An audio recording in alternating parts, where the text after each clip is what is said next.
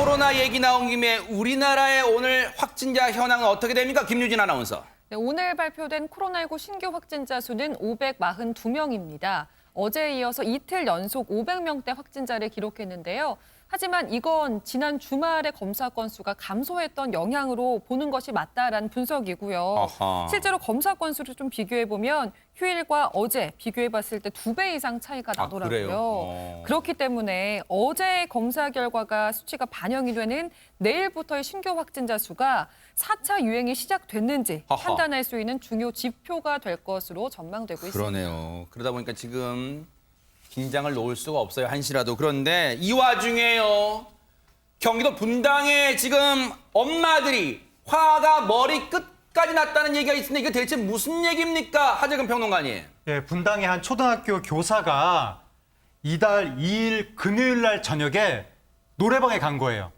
그리고 주말이 지나고 나서 월요일, 화요일, 5일, 6일에 출근을 한 거예요.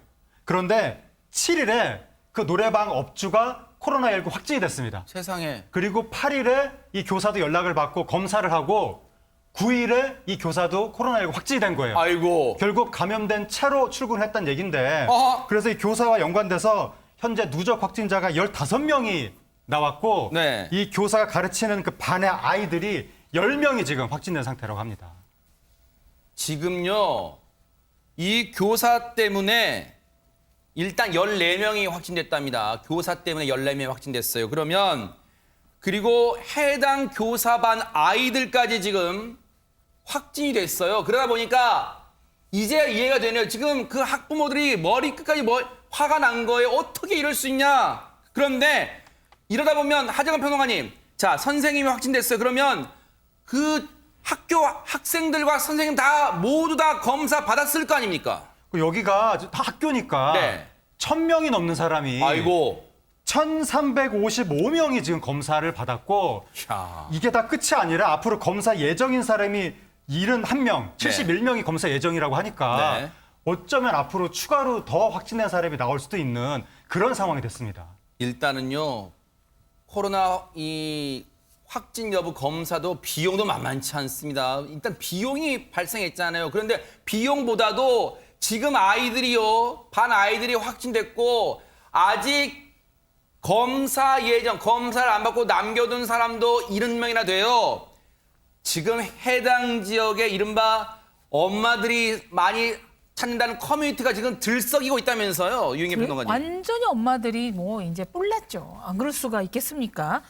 팩트는 초등학교 교사가 주말에 노래방에 갔다는 겁니다. 그래서 방문했기 때문에 아이들이 코로나에 검진됐는데 학교 측에서 말하기로는 급식 시간에 아무래도 아이들에게 감염을 시킨 것 같다라고 얘기를 하고요.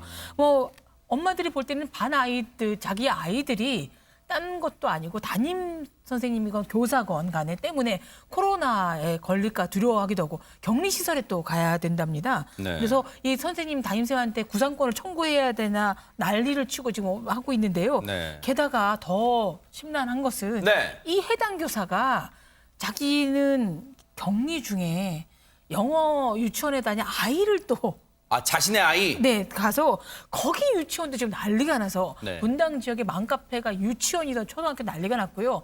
사실 코로나가 굉장히 생명을 중시하는 무서운 병이긴 하지만 더 제가 안타까운 건 학부모뿐만 아니라 학생들, 그 초등학교 학생들이 담임선생님에 대한 원망, 두려움, 전반적으로 어른에 대한 또 불신을 갖지 않을까 이런 걱정을 해봅니다.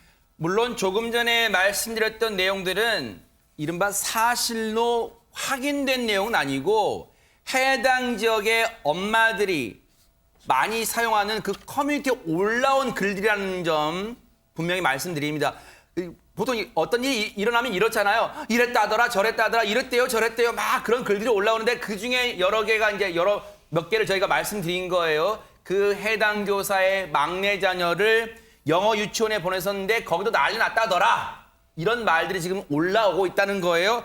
그러다 보니까 여기 지금 이 해당 지역 맘카페 말고도 다른 인터넷 댓글에서도 지금 공분 들썩이고 있다고 합니다. 안진용 기자님. 네, 정말 맘카페가 들썩들썩대고 있는데요. 자녀가 여럿 있는 선생님이 이 시국에 노래방이라는 반응을 보이고 있는데 이 자녀들이 결국은 또 학교나 학원을 갈 텐데 전파 위험이 높다는 얘기겠죠. 그리고 초등학교 1학년 담임이면 매일 자가진단 체크하며 난리치는 거 할 텐데 정작 보이는 부주의했다. 이게 저도 초등학교 1학년 학부모에서 잘 아는데 아이들이 매일 등교를 하기 위해서 매일 자가 진단 체크를 합니다. 그 혹시라도 애플리케이션 하잖아요. 네. 맞습니다. 네. 열이 있거나 조금이라도 의심 증상이 있으면 학교에 가지 말게 그렇죠. 해서 다른 아이들에게 확산 피해가 없도록 하는 건데 이걸 가장 중시해야 되는 초1 담임이 이런 일을 했다는 게 믿어지지 않는다는 거였고 이런 분위기 속에서 등교 수업을 계속해도 되는지 모르겠다라는 우려의 목소리가 계속 나오고 있습니다. 아니 이렇게 지금 해당 지역 일대는 지금 쑥대밭이 됐는데 해당 학교 입장은 나왔습니까? 박성배 변호사님? 이 논란이 커지자 해당 초등학교 교장이 학부모들에게 메시지를 발송했습니다. 교사의 확진자 접촉 장소가 노래방으로 확인돼 실망과 우려를 끼쳐드려 정말 죄송하다. 선생님 입장에서는 5일과 6일 몸에 큰 이상도 없었고 방역 당국의 통보도 없었기 때문에 출근을 했다. 그렇지만 확진을 받은 학생들 그리고 상처받은 교육가족들의 빠른 회복을 기원한다는 내용이었습니다. 아니 근데 이 학교 측의 입장 보면 정말 죄송하다, 실망과 우려를 끼쳐 죄송하다 이런 내용은 있는데 박성배 변호사님 어떻게 하겠다 지금 이 얘기에 빠져 있는 것 같아요 지금. 이 학교 입장에서는 어떠한 조치를 취해야 할지 아직까지는 사실관계 파악과 그 결론을 내리지 못한 것으로 보입니다. 이 마음 카페 등에서 구상권 행사에 관한 이야기가 올라오고 있는데 구상권 행사를 할 수 있기 위해서는 두 가지 경우에 가능합니다. 이 첫째는 방역 당국의 연락을 받고도 출근을 강행했거나 자가격리 기간 중에 외출을 해 전파를 시켰다면 구상권 행사가 가능하고 둘째는 이 교사가 노래방에서 감염될 때 방역 수칙을 위반했다면 그리고 그 이후에 전파를 시켰다면 역시 구상권 행사가 가능합니다.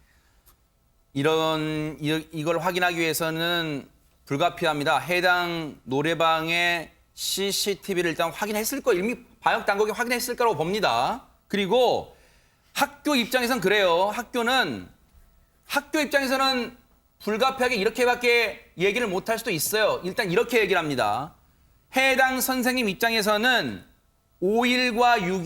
지난 5일과 6일에 몸에 이상이 크게 없었고 방역 당국 그때 당시엔 일단 통보가 없죠. 그때 당시엔 뭐가 걸렸는지 모르니까 방역 당국의 통보도 없었기 때문에 출근을 했다는 게 일단 학교 측은 그 선생님 진술을 통해서 아마 이렇게 입장을 냈는데 여기까지밖에 일단 학교는 조치를 취할 수밖에 없는 것 같아요.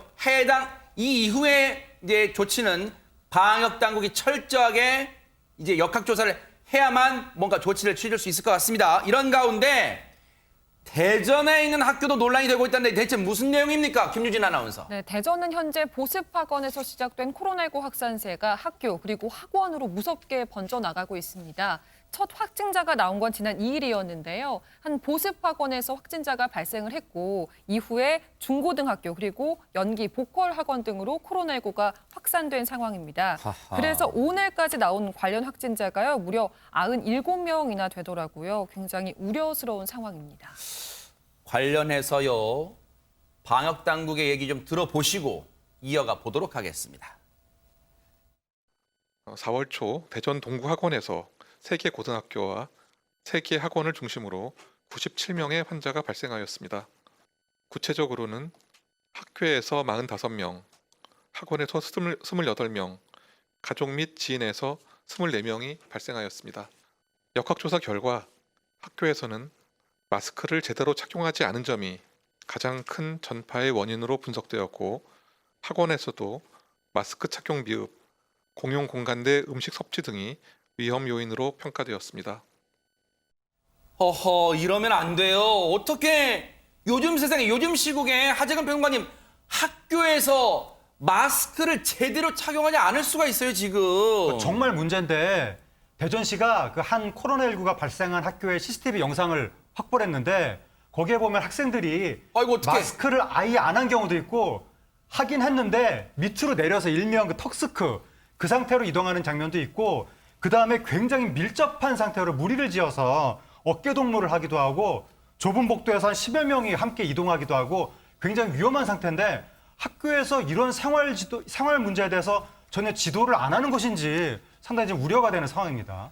아니 저 상황도 물론 아이들도 경각심을 가져야 되겠지만 지금 하재근 평론가님 말씀처럼 저 교사들은 뭘 해? 지도도 안 하고 뭐 한 겁니까 지금 그러면? 그래서 그 정혜교 대전시 보건복지국장도 학생들이 저렇게 마스크를 안 하고 있거나 뭐 턱스크를 하고 있는 건 학생 책임이기도 하겠지만 당연히 지켜야 될 방역 조치가 안 지키는 건 학교에서 선생님들이나 그 학교 당국이 제대로 조치를 취하지도 않았고 뭐 하질 않았다. 지도가 부족하다고 할 수밖에 없다 그러고요. 특히 문제가 되는 건 현재 고등학교 3학년 학생들은 수험생이기 때문에 학교에서 아주 장시간 동안 공부를 하고 있습니다.